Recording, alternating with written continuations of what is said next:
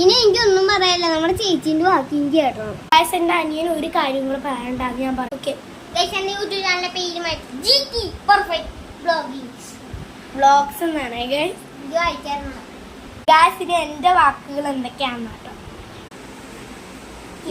അപ്പൊ നമുക്ക് ഇങ്ങനെ നോക്കാം. എനിക്ക് പേടിയാട്ടോ എന്റെ കയ്യിൽ ഇങ്ങനെ ആമനെ പിടിക്കാൻ.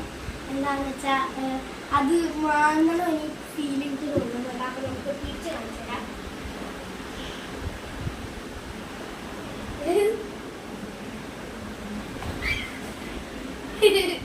എനിക്ക് ഇതിനെടുക്കാൻ അറിയൂ.